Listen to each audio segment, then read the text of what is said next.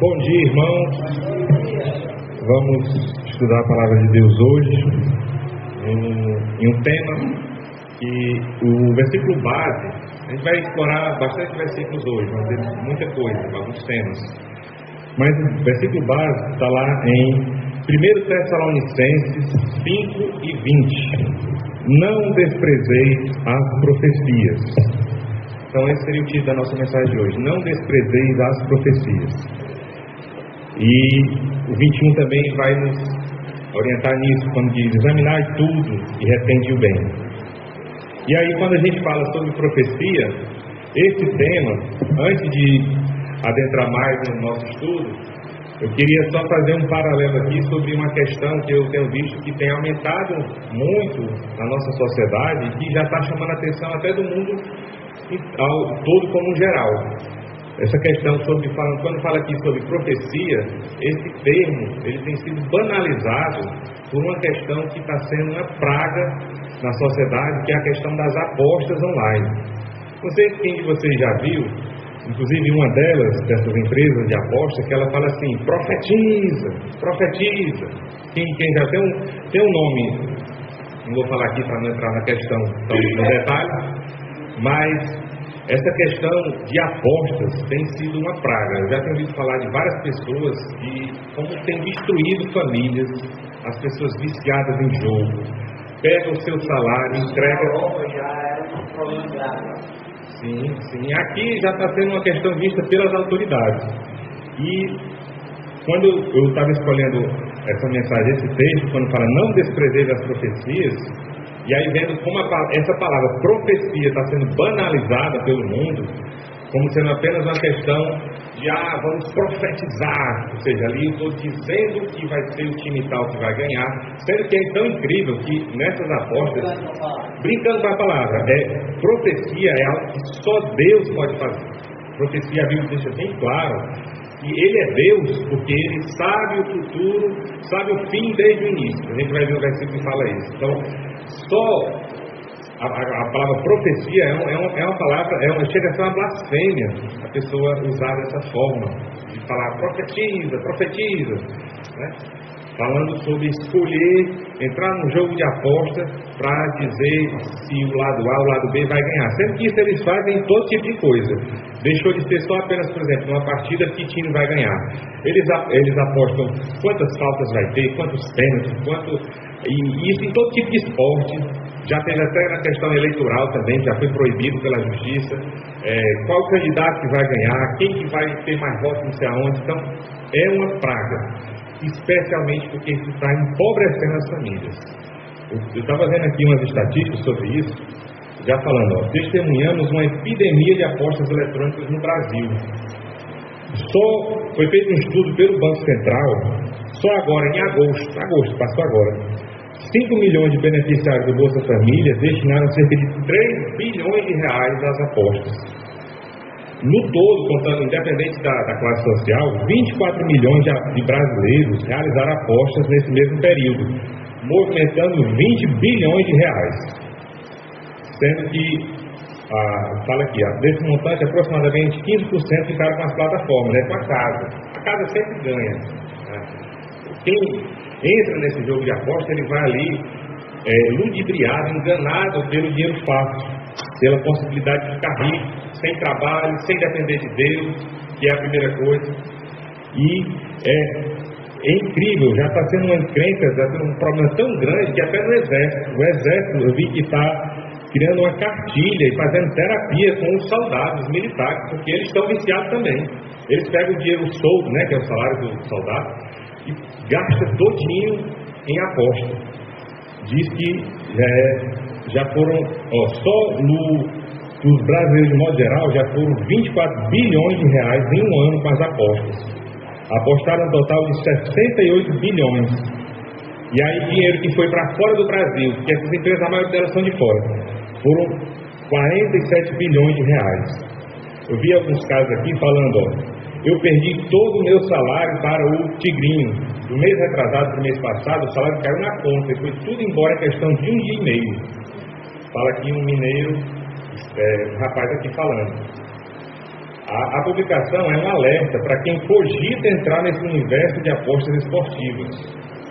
Começou há 2 anos como uma brincadeira entre amigos. E o que é mais triste, é que eu já vi falar, tem muito crente até envolvido nisso, tem crente já, e tanto vive de apostar, vive de até ensinar os outros como apostar, como escolher bem, sendo que, irmãos, isso aqui é uma praga. Isso aqui, inclusive, foi proibido terminantemente por Deus.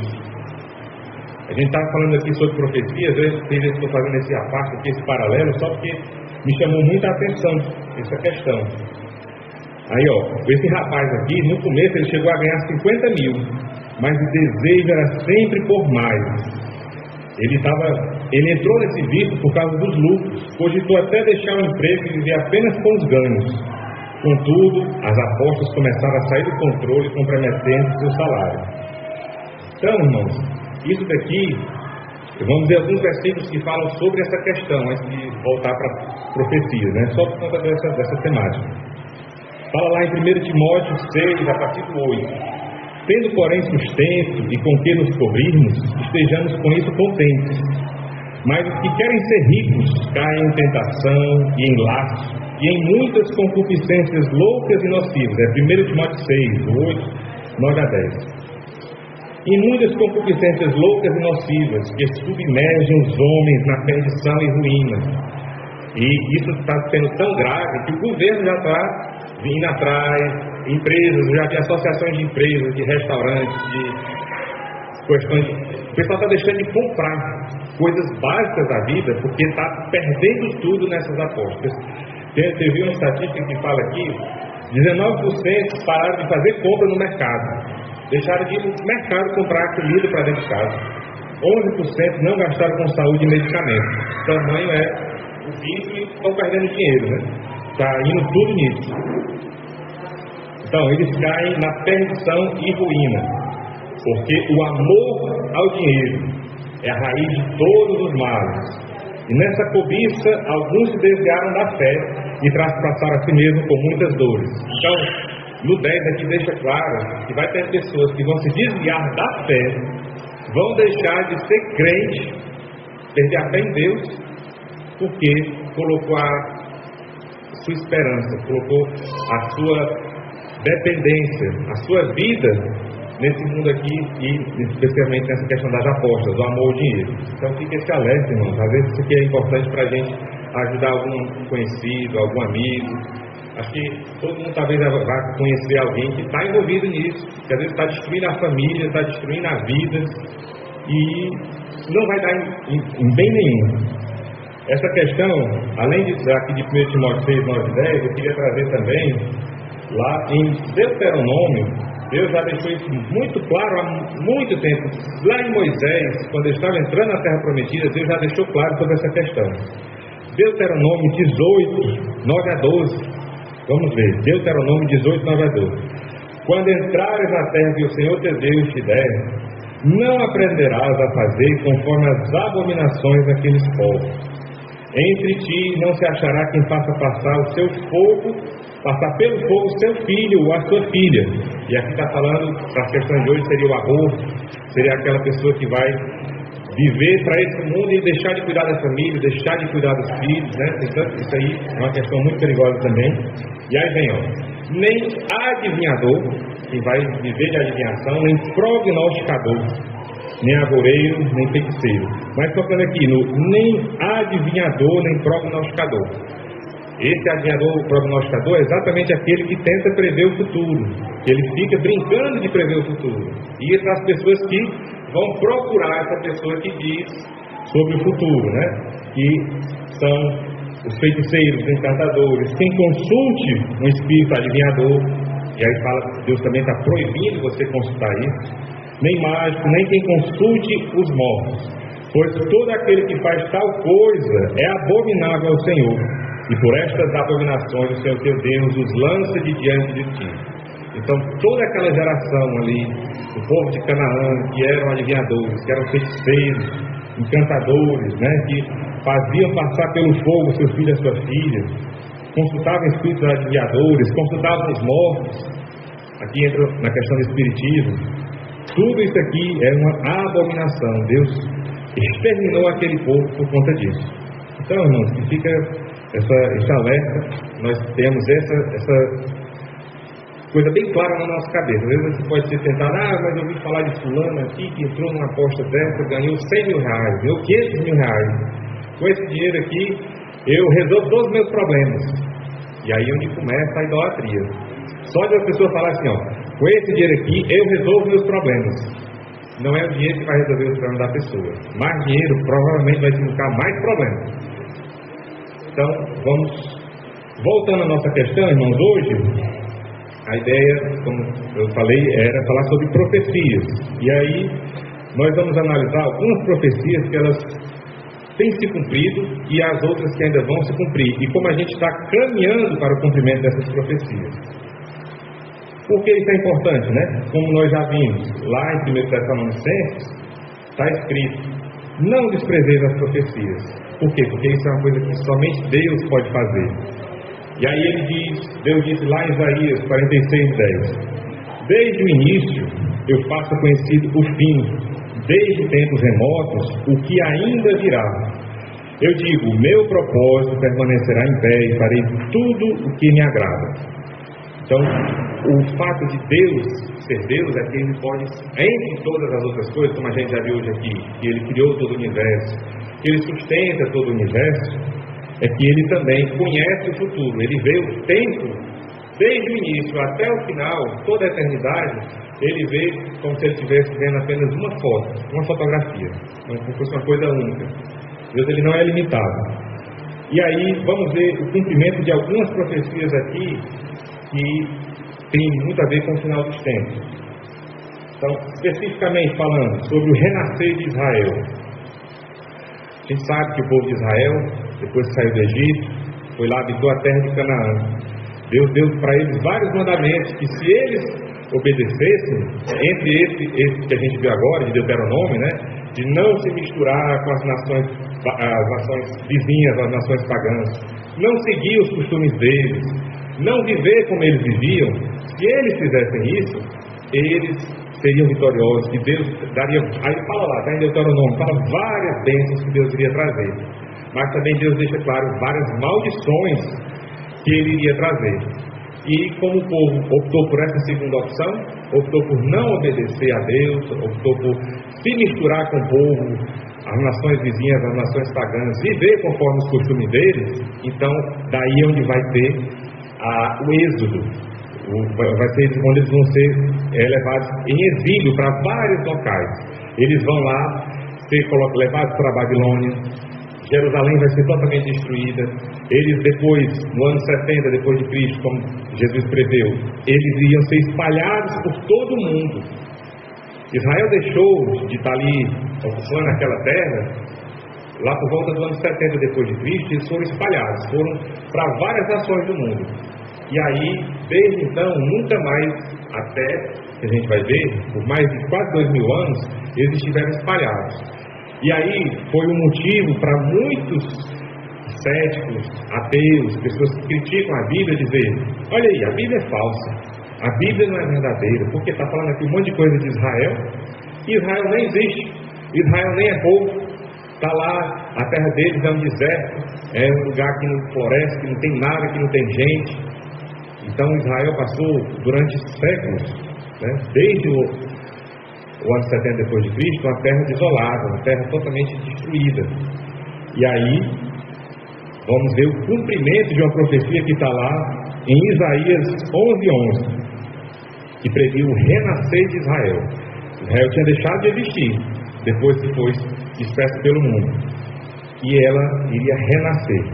Isaías 11:11 vai dizer: e há de ser que naquele dia o Senhor tornará a pôr a sua mão para adquirir outra vez o remanescente do seu povo, que for deixado da Síria, do Egito, Patros, da Etiópia, de Elã, de Sinar e de Amate e das ilhas do mar. Aqui ele está falando de vários locais que eram conhecidos à época em que o texto é escrito, mas aqui está falando das nações.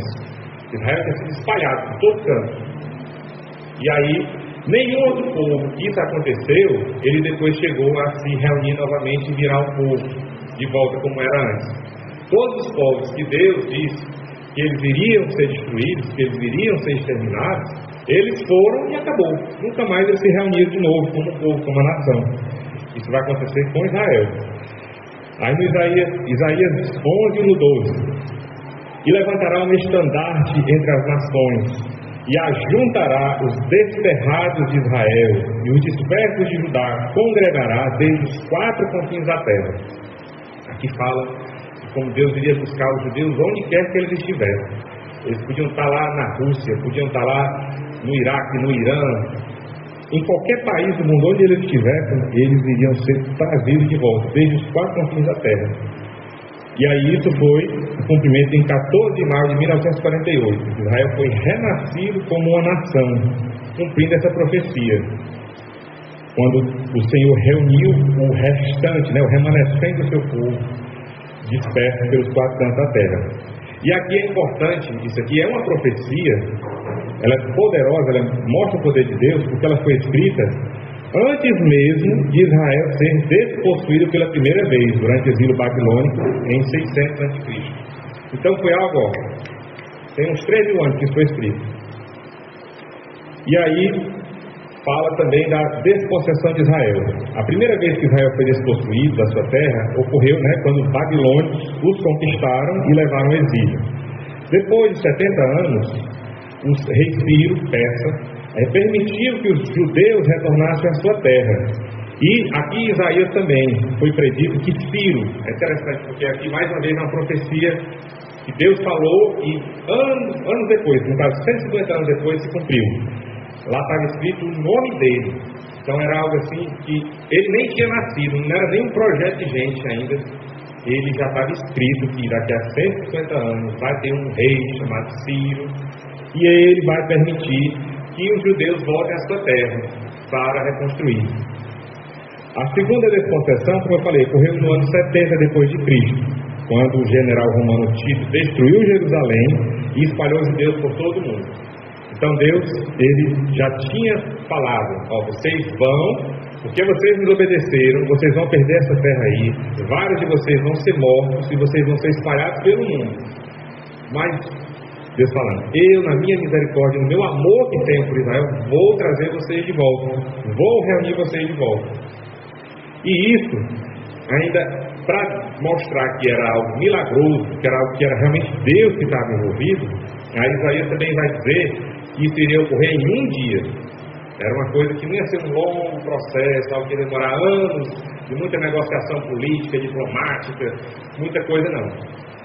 Lá em Isaías 66:8 diz: quem jamais ouviu tal coisa, quem viu coisas semelhantes, poder-se-ia fazer nascer uma terra num só dia, nasceria uma nação de uma só vez, mas Sião esteve de parto e já deu à luz seus filhos. Então, irmãos, aqui é algo sobrenatural, é algo poderoso, porque se você olhar a história do Brasil, a história dos Estados Unidos, de qualquer país da Europa, nenhum desses países nasceu de uma vez só, não.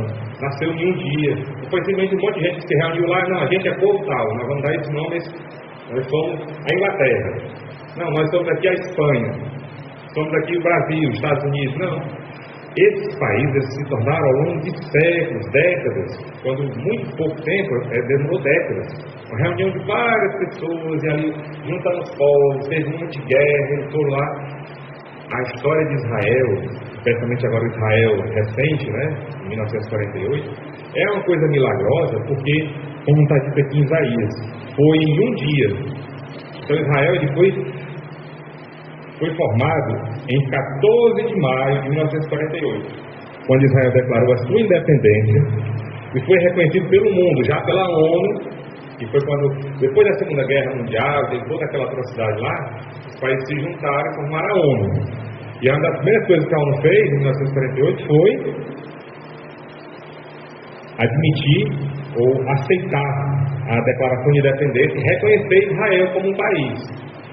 De lá para cá, a ONU já mudou muito.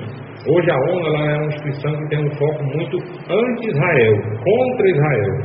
É muito voltado mais para a causa dos árabes, dos palestinos. Quem você está acompanhando está tendo uma guerra lá agora. Eles já tiveram ao longo vai fazer um ano agora, em 8 de outubro do ano passado, teve aquela invasão, né? 7 e 8 de outubro. Eles entraram lá no país, destruíram, mataram mais de 1.200 pessoas, levaram quase 300 cativos, e aí começou aquela guerra contra o Hamas, que durou esse ano todinho. O Hamas já está praticamente destruído. Mais recente agora foi contra o Hezbollah, que já é do Líbano. Então aí já são outras profecias se cumprindo, que não vai dar nem tempo da gente ver hoje.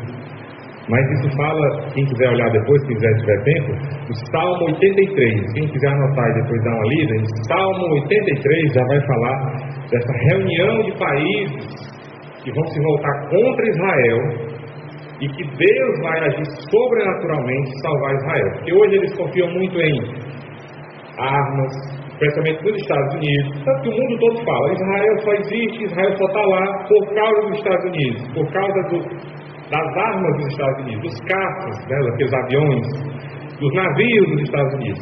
Tire dos Estados Unidos, Israel some do mapa. Bem, de certo modo, isso é verdade, porque eu também entendo que os Estados Unidos eles nasceram como nação para ser ali uma proteção contra Israel.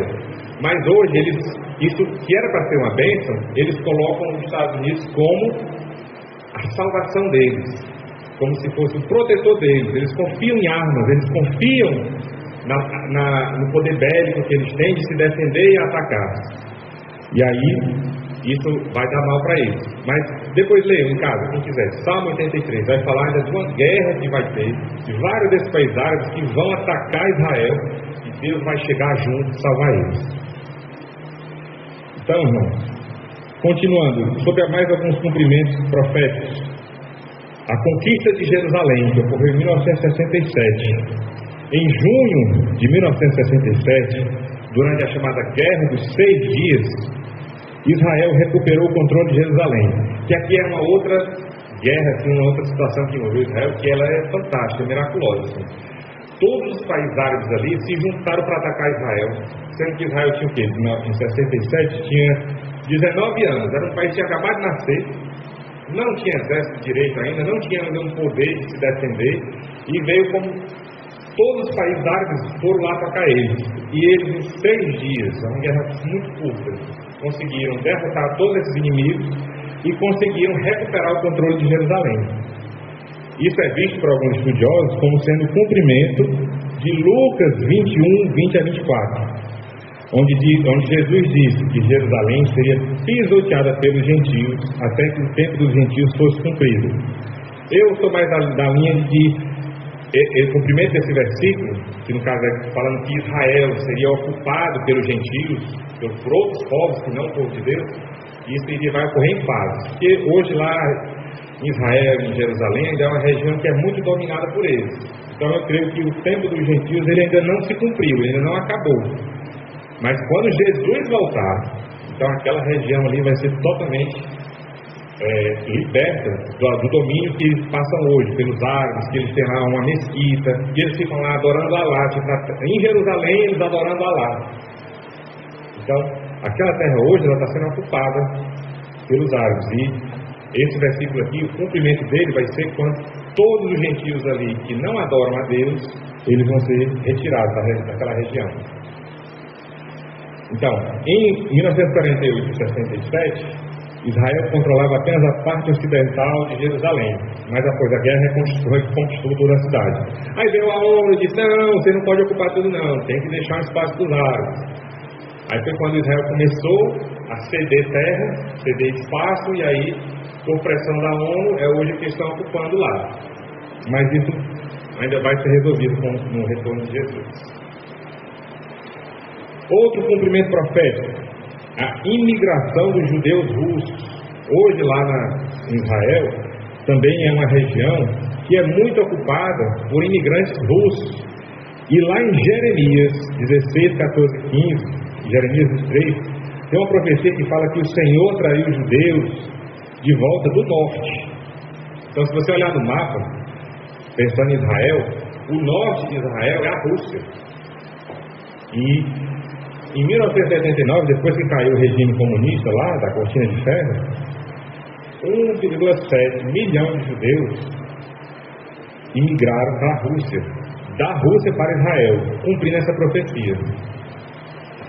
E tanto que hoje o idioma russo é uma das línguas mais faladas em Israel, com uma evidência do grande número de judeus russos que imigraram.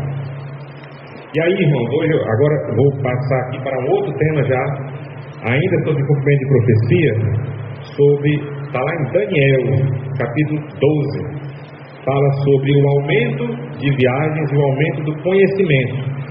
E como isso aqui já é a preparação, nós já estamos caminhando para um cumprimento que está lá na frente com o anticristo. Vamos tentar entender aqui.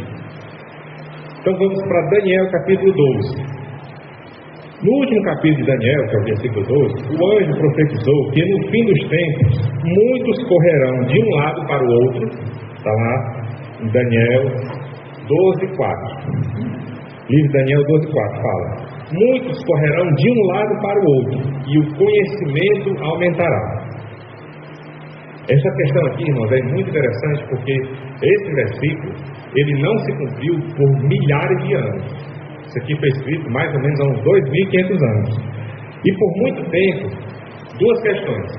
A forma de locomoção ou transporte das pessoas, ela foi sempre a mesma. Até mais ou menos uns 200 anos atrás, se você queria ir de um lugar para o outro, você iria de cavalo. Se você tivesse mais uma região costeira, você poderia ir de um navio.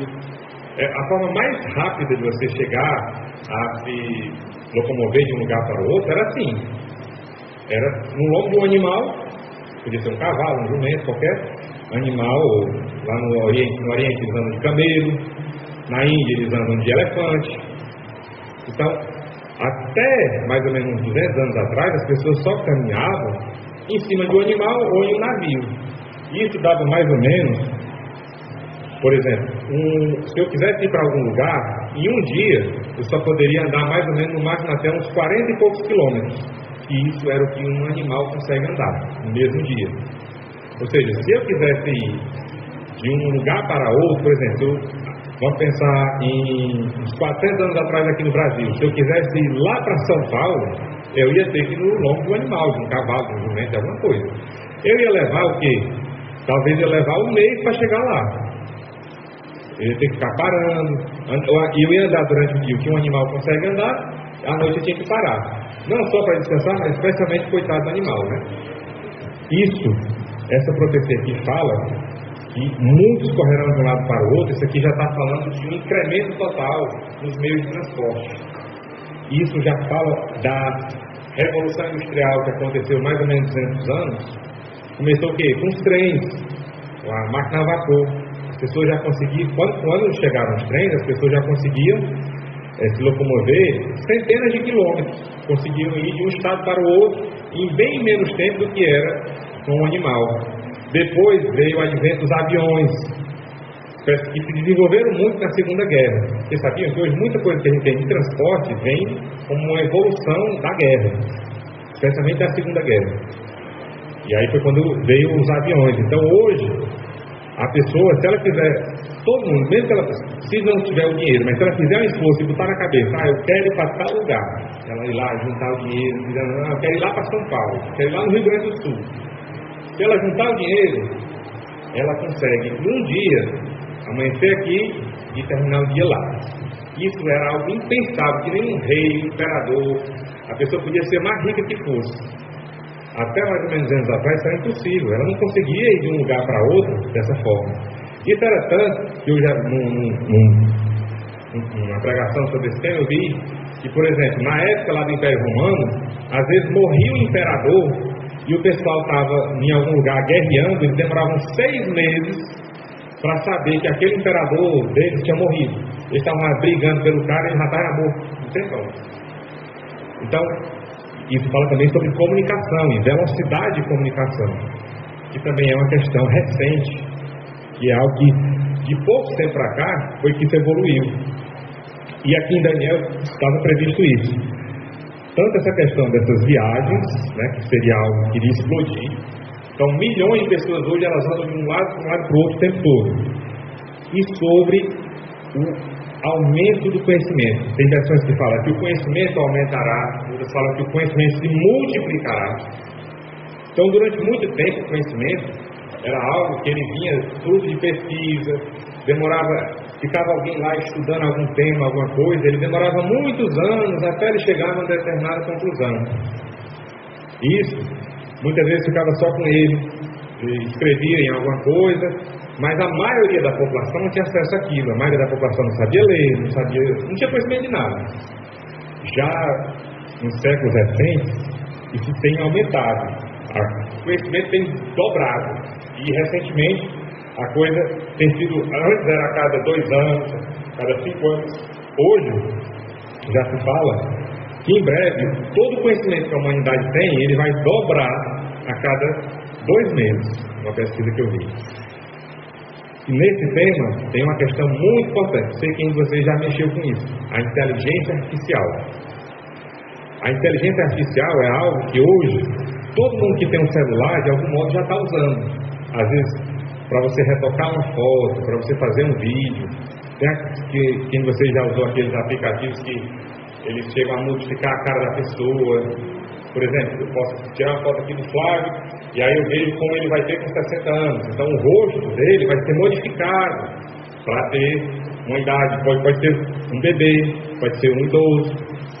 Eu posso ter algum desses que modificam para ter um detalhe de um animal, né? Por exemplo, botam as orelhas de um gatinho, alguma coisa assim, de um cachorro.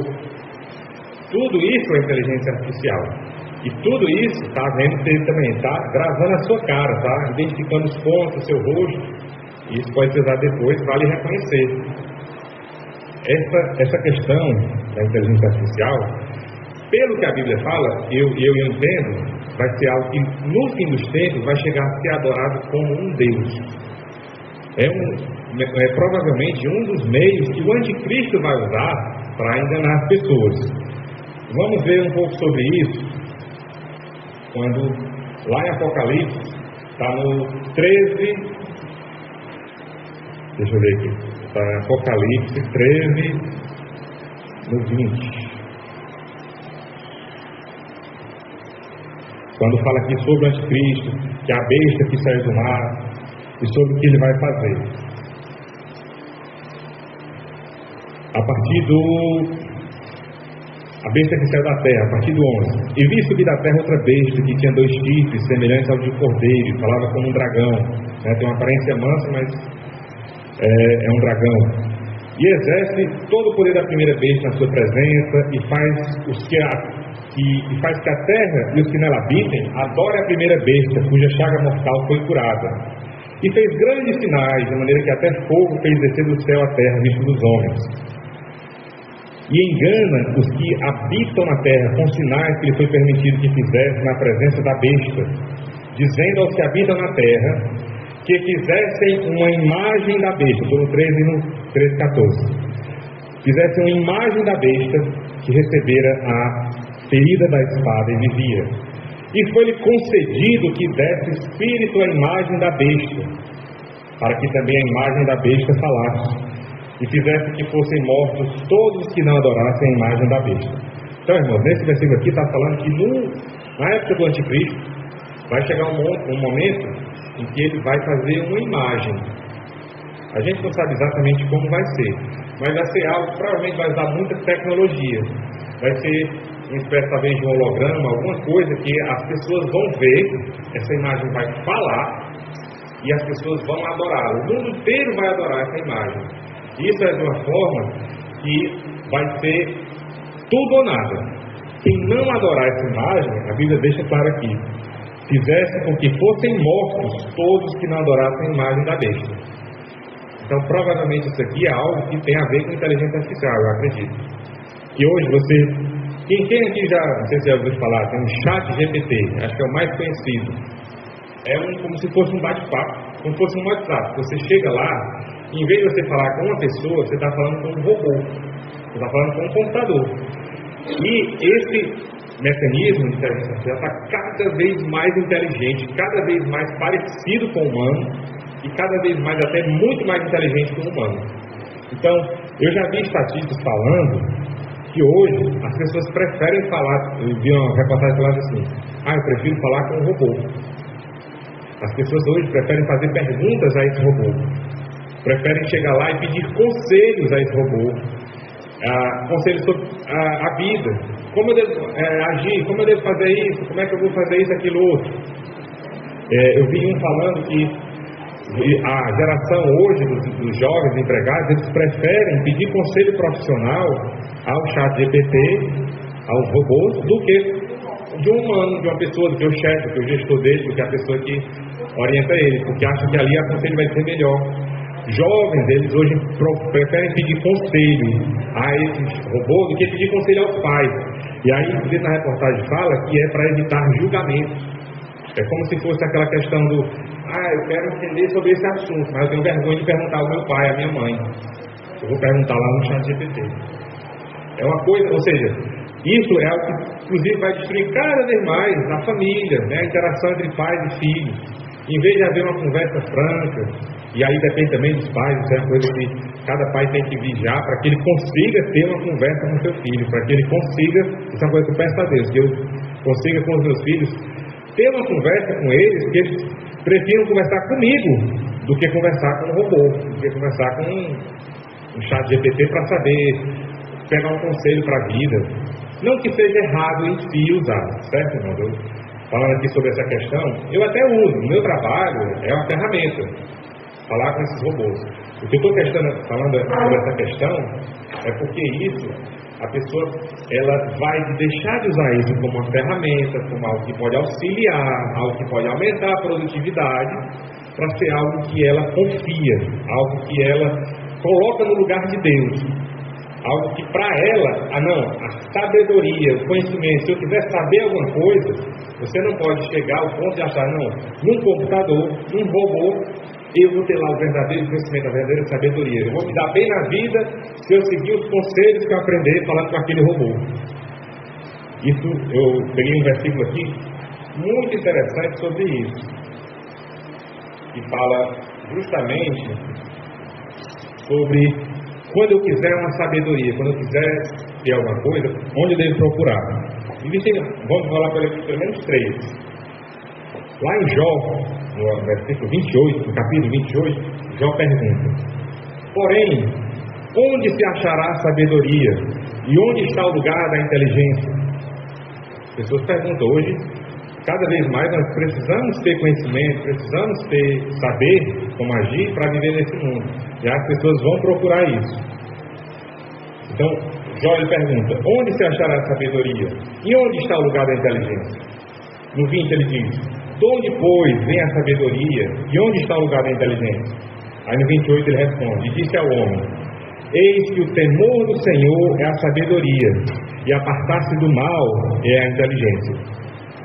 Isso daqui é algo que a gente vê como as pessoas elas simplesmente não cumprem. Elas acham que não. Hoje, se eu quiser conhecer alguma coisa, eu vou simplesmente usar a inteligência artificial, eu vou perguntar ao chat GPT. Sendo que ali é tão falho ainda, irmãos, aqui dali tem um negócio chamado alucinação. Muitas vezes, você faz uma pergunta ali e ele simplesmente fabrica uma resposta, ele inventa.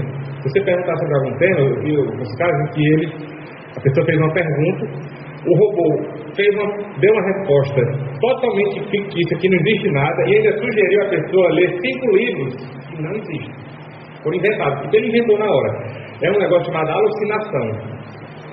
É algo que o robô, quando ele não tem uma resposta para dar, ele cria, ele inventa. E isso é uma das coisas que a Bíblia fala, que os homens, porque eles recusaram a seguir a Deus, eles recusaram a palavra de Deus, Deus os entregou ao erro, nos entregou à mentira.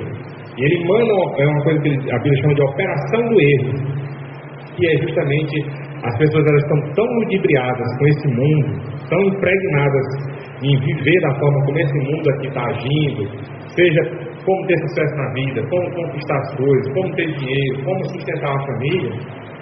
Em vez de entregar tudo isso na mão de Deus, em vez de confiar em Deus e depender dele, as pessoas vão confiar em apostas, vão confiar na internet, nesses chat GPTs da vida, e vão procurar a sabedoria longe de Deus. Uma sabedoria que ela não vai vir, ela pode até falar alguma coisa certa, mas ela vai vir toda imbuída, cheia de erros e de mentiras, e a pessoa vai se entregar ao mal.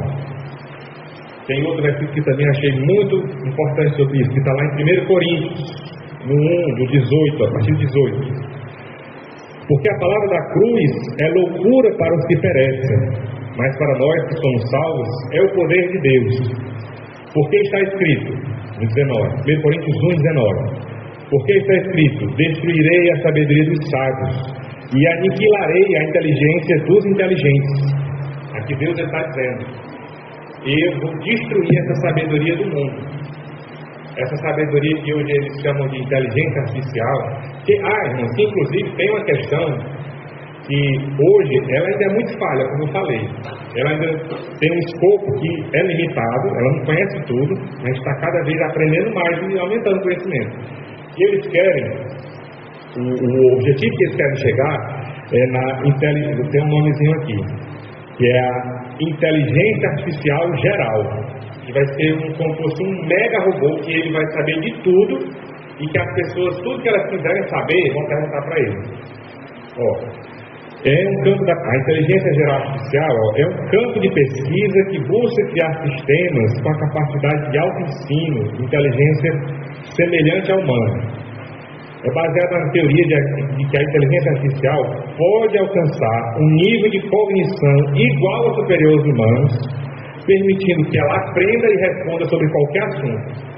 Eu acho que aqui, né, quando fala aqui essa inteligência artificial geral, eu acho que é a imagem da besta. Quando for para chegar nesse ponto aqui, já é essa imagem que está falando. Porque, imagine aí, irmãos, está falando aqui de algo que vai ter todo o conhecimento sobre tudo. O que você quiser saber, você vai perguntar. Sendo que isso daqui vai controlar a sua vida, vai saber tudo sobre você, porque vai ter acesso a todos os bancos de dados, então conhece todo o seu histórico médico, o histórico escolar, histórico de multa, de trânsito, o que você comprou, o que você vendeu, o que você fez, tudo que você fez na sua vida, com quem você relacionou, tudo. Imagine uma entidade que conhece tudo sobre você, mais até do que você mesmo. E a gente, inclusive, a gente esquece, né? A gente às vezes não lembra que comeu na noite anterior, o que fez na semana passada. Isso daqui vai conhecer tudo. Primeiro por causa dos celulares, né? Que tudo que a gente faz está gravando, ele está conhecendo onde a gente vai. Então, essa inteligência geral aqui vai saber de tudo. E como está falando lá em Apocalipse 13, vai chegar no ponto que diz, e faz com que todos, pequenos, grandes, ricos e pobres, livres e servos, lhe seja posto um sinal na sua mão direita e nas suas testas, aqui falando da marca da besta, para que ninguém possa comprar ou vender, senão aquele que tiver o sinal, ou o nome da besta, ou o número do seu nome. Esse controle que está falando aqui, toda essa inteligência, ela vai chegar em um ponto, como hoje já existe até na China, que vai ter um domínio total da nossa vida, que ao ponto de comprar e vender é o básico. Tudo que a gente faz, a gente não vive sozinho, ermitão lá no canto que a gente planta e colhe e come, tudo que faz com o próprio esforço. Hoje a gente vive na sociedade, está aí temos um grande vendedor aqui que sabe, tudo que a gente faz hoje depende de vender e comprar. E aí, a gente está falando aqui que o anticristo ele vai poder ter um controle total das pessoas. A gente está caminhando para isso. Ele vai conhecer a pessoa, vai saber onde ela anda, o que ela faz, onde ela mora, vai ter todo o cotidiano da pessoa. E aí o que é que vai acontecer? Isso, com o passar do tempo, a pessoa vai passar a adorar, vai passar a ter aquilo como sendo seu Deus. Por quê? Toda a existência da pessoa vai gerar em torno daquilo. E aí ou a pessoa vai aceitar aquilo, vai se colocar de joelho diante daquilo e adorar, ou então vai ser morto. Nós que somos pré-tribulacionistas, nós acreditamos que nós, a igreja, não vai viver essa época. Nós vamos subir, que Jesus virá nos buscar antes desse tempo chegar. Mas Jesus também falou, lá em Lucas 21, 36, que nós temos que orar para que nós sejamos dignos de escapar dessas coisas. Porque apesar que Jesus vem buscar a sua igreja, mas Jesus também falou, um vai ser tomado e outro vai ser deixado. E aí é onde nós temos que nos preparar, nós temos que orar e pedir a Deus para que nós sejamos dignos de escapar disso tudo.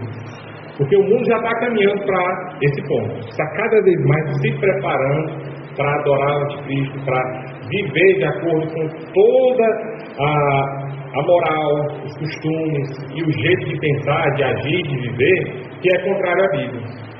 Deus, quando falou lá para os israelitas, para eles não adotarem os costumes das nações pagãs, ele já estava preparando as nações para viverem no caminho de Deus e não no caminho do diabo, que é o que hoje o mundo inteiro vive. Esses costumes. Quando a gente falou aqui de apóstolos, para muitas dessas pessoas, essas apóstolos, elas são um meio de vida, elas são uma esperança, são uma coisa que, não, com isso aqui eu vou salvar as minhas finanças, com isso aqui eu resolvo meus problemas. Então é mais importante eu fazer esse investimento, né? Eu deixar de pagar uma conta de luz, deixar de pagar a comida da minha casa, botar o leite na boca dos meus filhos, eu deixar de comprar um remédio para cuidar da minha saúde, eu vou colocar ali na aposta, porque aquilo ali onde está a minha esperança, a minha salvação. Isso já é uma espécie de ídolo, está colocando no lugar de Deus. Então, irmão, isso entra, eu queria só falar um pouco aqui sobre isso, sobre o que é a identidade de um Deus. Um Deus, no que diz respeito ao adorador, a quem está adorando, um Deus ou um ídolo é aquilo que alguém adora, é aquilo que alguém serve e pelo qual a pessoa vive. Isso é um Deus, isso é um ídolo. É aquilo em que mais nos concentramos, aquilo que mais nós pensamos, é aquilo que a gente vive em função daquilo. Isso é um Deus. E de onde tiramos a nossa maior alegria. É que um Deus, aqui estou generalizando justamente para levar para o outro lado, é que um Deus onde nós nos conduzimos, onde nós movemos na nossa vida, é aquilo que nos impulsiona a viver a cada dia, é por aquilo que nós adoramos como Deus. É aquilo que nos dá alegria, que nos dá esperança, é aquilo que nós reverenciamos. Em última análise, é o resumo da nossa vida, é o propósito da nossa vida. Isso é um Deus. Por isso que a Bíblia fala que vós não podeis servir a Deus e ao dinheiro. Porque muitas vezes a pessoa pode colocar o dinheiro no lugar de Deus nesse sentido aqui. Porque o dinheiro é aquilo que ele respeita, é aquilo que ele adora, é aquilo que ele serve, é aquilo pelo qual ele vive, é aquilo pelo qual ele vive pensando, é aquilo pelo qual ele se concentra, de onde ele tira a alegria. Por exemplo, eu estou alegre se eu tiver com o bolso cheio de dinheiro, se a conta bancária estiver com dinheiro. Eu estou triste, estou deprimido, estou desolado se eu estiver sem dinheiro.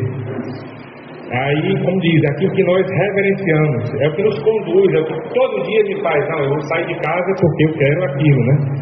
Então, se alguém se afastar de Deus e deixar de colocar nele toda a sua vida, todo o seu pensamento, aquilo que ela reverencia, pelo qual ela vive, é isso que me move a cada dia, ela vai colocar algo no lugar. Se não for Deus, vai ter alguma coisa nesse mundo que vai ser um demônio, né? Como são balões, ídolos. Então, irmãos, eu queria encerrar a mensagem trazendo isso.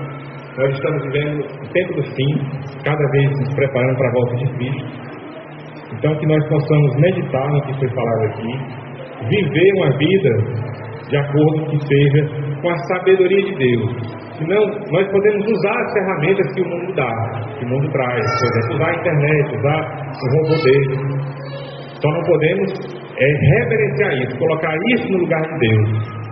Sobre a questão financeira, a Bíblia fala que nós devemos viver do nosso trabalho, devemos nos esforçar e fazer aquilo que vai nos sustentar, é a nossa primeira dependência de Deus e o nosso trabalho. E não ser um prognosticador, um adivinhador, como é o que o mundo está vivendo aí, está sendo uma praga, destruindo famílias, destruindo as finanças das pessoas. Deus tenha misericórdia, nós possamos abençoar outras vidas, ajudar as pessoas a sair desse mundo e deixar de colocar toda a confiança nesse mundo e colocar somente em Deus. Amém, irmãos? Amém.